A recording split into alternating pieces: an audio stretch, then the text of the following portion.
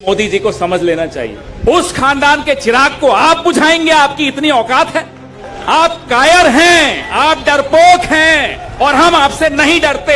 हमारे राहुल गांधी आपसे नहीं डरते। मैंने आज तक प्रियंका गांधी को डरते नहीं देखा, मैंने आज तक राहुल गांधी को डरते नहीं देखा। संसद के भीतर अगर राहुल गांधी अडानी का नाम लेता है तो आप डरते हैं। आप सोचिए, राहुल गांधी सड़क पर आकर जब बोलेगा तो आप थर थर कांपेंगे, इसमें कोई नहीं रोक सकता।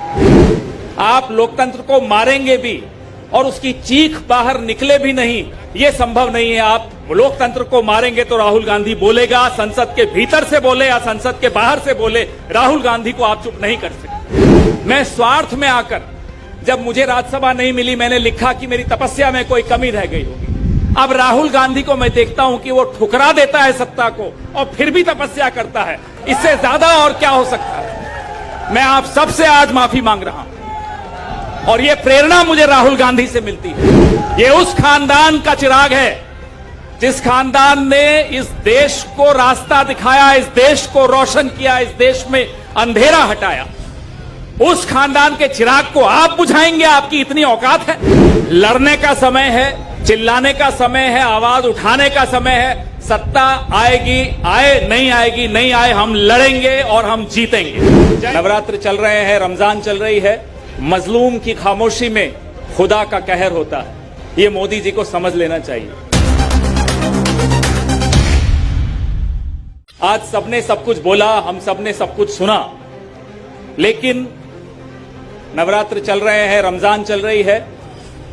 मजलूम की खामोशी में खुदा का कहर होता है, ये मोदी जी को समझ लेना चाहिए। आप लोकतंत्र को मारेंगे भी और उसकी चीख बाहर निकले भी नहीं, ये संभव नहीं है। आप लोकतंत्र को मारेंगे तो राहुल गांधी बोलेगा, संसद के भीतर से बोले या संसद के बाहर से बोले, राहुल गांधी को आप चुप नहीं कर सकते। संसद के भीतर अगर राहुल गांधी अडानी का नाम लेता है तो आप डरते हैं। आप सोचिए, राहुल गांधी सड़क पर आकर जब बोलेगा तो आप थर थर कांपेंगे, इसमें कोई नहीं रोक सकता।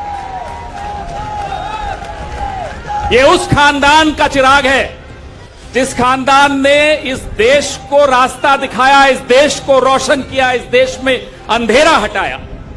उस खानदान के चिराग को आप बुझाएंगे, आपकी इतनी औकात है?